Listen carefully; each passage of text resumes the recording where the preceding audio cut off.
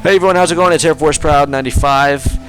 This is going to be a little bit of a different style of video than I usually make, and that's because this is going to be a commentary, which is not something I've done very much in the past. But there's a couple things that I want to talk about, so I figured instead of just kind of pointing a camera at my face and you listening to me talk, I would kind of incorporate it into this style of a video so you can stay entertained, watch me fly this helicopter around while I actually talk about what I want to talk about. Before I actually do though, just so you have an idea of what's going on in this video, it's just kind of a comparison between me flying an FSX mission with a joystick and versus flying it with mouse and keyboard. So the first part you see here, I'm using a Logitech joystick to fly the FSX mission called Tutorial 11. Helicopter Maneuvers, I believe, is the name of it. And it's basically I fly through 10 checkpoints and land on a moving aircraft carrier at the end, and it's all a time trial, so you got to go as quickly as you can. But anyways, I'll get more into actually commentating what you're watching and talking about what's actually happening in a minute. First thing I want to do is mention it's something that I wanted to bring up for a little while now, but I really didn't really know how to. But that is, I wanted to say thank you to you guys for helping me reach two pretty big milestones for me here on YouTube. The first one being for helping me reach 5,000 subscribers, and the second one for helping me reach 5 million video views, which I just realized that I reached tonight, which is why I am making this commentary. I reached 5,000 subscribers about a week or two ago, and I was gonna make a video then, but I realized I was coming up on 5 million video views pretty quickly, so I decided to hold off for a little bit and wait till I reached both of those milestones and then mention them both in the same video. So thank you guys very much for, if you're a subscriber, thank you for subscribing. I really appreciate it. I love making the videos that I make, and you know, from flight sim, even as my occasional plane spotting videos, and I'm glad that I just have a group of people that enjoy watching them that I can share them with. So I really do appreciate it. Thank you to all of my subscribers, and also thanks for helping me reach 5 million video views. I know that's a pretty big number, but to me 5,000 is the bigger number because you know, I uploaded some videos earlier in my YouTube career, you could say. I mean, I've been on YouTube since 2008, but they're just kind of silly videos and they happen to get a lot of views, so it's kind of a random thing. But again, still, thanks for helping me reach that amount of views, and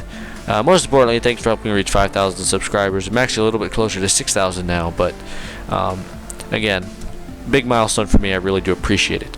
Now, back to talking about what's actually going on in this video. As you see, I just passed through the 10th checkpoint in the mission, flying with the joystick, and now from here you just have to land on the moving aircraft carrier.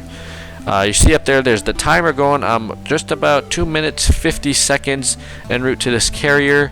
Be advised, the landing is terrible. I did not in any way intend to make it realistic. The only thing that I tried to do was to avoid crash detection, which even that being said, I was lucky to do. So I just kind of brought it in here, almost like an airplane even. The carrier is moving and just kind of set it down, and then I was lucky that I didn't get crash detection right there. So stayed on the aircraft carrier luckily and clocked in it there at the top. You see 3 minutes 11.5 seconds. And now in the second part of the video, as we see, I'm using mouse and keyboard, and we're going to be doing the same exact mission and see what my time is. Now, for those of you who are wondering, I've been asked this question quite a lot. That question is, what's your setup? What kind of joystick do you have? Or like what kind of yoke, or what do you use? Well, you're pretty much looking at it. That's what I use. I've always been a mouse and keyboard guy. I know some of you know that. Some of you probably don't. It may come as kind of a surprise to you, but all of my VAT sim videos and every flight sim video I've uploaded has been with I've been using mouse and keyboard. Why? I just kind of got used to it. When I got the game back in 2008, I at first did have a yoke and rudder pedals with my flight sim, but I never actually installed them because when I first got the game, I started experimenting with it using mouse and keyboard, and it got to the point where, you know, I started flying around and I got used to it using mouse and keyboard. And then I was like, well, I'm already used to it this way. I don't want to have to get used to using the yoke and rudder pedals or whatever. That wasn't the main reason. I mean, the yoke and the rudder pedals, even if it was a joystick, it take up space, and I used my computer for other things, not just for flight sim. So I I stuck with mouse and keyboard. And some people think it's hard to use mouse and keyboard. To me, it all depends on what you're used to. I mean, for me, yeah, I've used mouse and keyboard for a couple years now, or for several years now, so obviously flying a joystick would be more difficult for me, but